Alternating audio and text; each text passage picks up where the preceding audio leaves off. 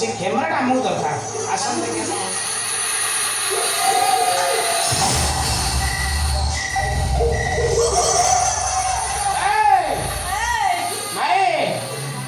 भाई किए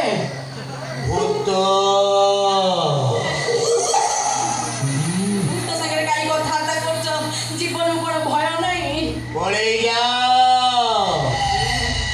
निशा राति रे एठी आमर काम तुमे एठिके काईकी आछिछ मानव भूत कोन नोगा पटा पिंची बूट पिंची ता भीतर फाळे टेकिची एटा मध्यस्थी भलिया देखा होछ भूत नो एटा भूटेका भूत जीवन नहीं पड़े जाओ कहूची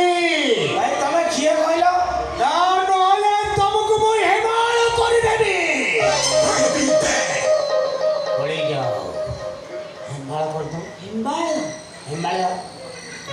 শুনিলা বলি লাগুছি তারপরে নজর গলো সে গোড় দিটা কোড়ে দেখিলা বলি লাগুছি ये फरकटा गुड़ कोडी देखा आइछ वन से ओ भाई मु जानि पड़ तुम भूत नो तमे हमको डरोच ना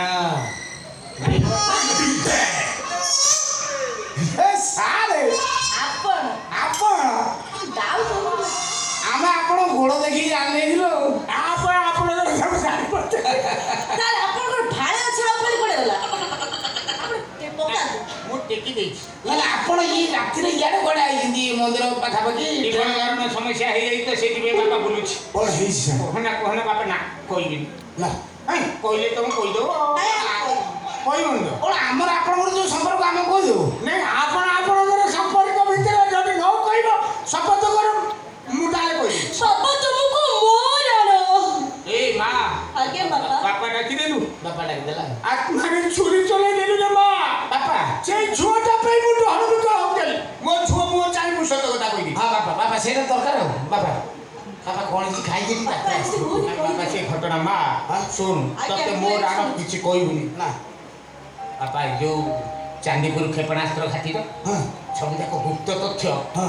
ପାକିସ୍ତାନୀ ଗୁପ୍ତଚର ହାତରେ ଆମେ ବିକ୍ରି କରିଦେଇଛୁ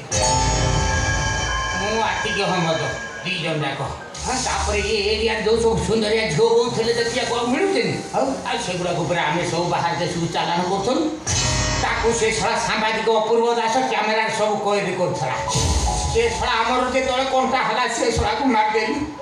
ସେ ଶଳା କ୍ୟାମେରାଟା ଏଇଠି କୋଉଠି ମନ୍ଦିର ପାଖରେ ପକେଇ ଦେଇ ଯାଇଥିଲା ସେଇଠି ମାରିଲୁ କୁଆଡ଼େ ପକେଇଥିଲା ଆମେ ସେଇଆକୁ ଖୋଜୁ ଯଦି ସେଇଟା ପୋଲିସ ହାତରେ ପଡ଼ିଯିବ ତାହେଲେ ବାପା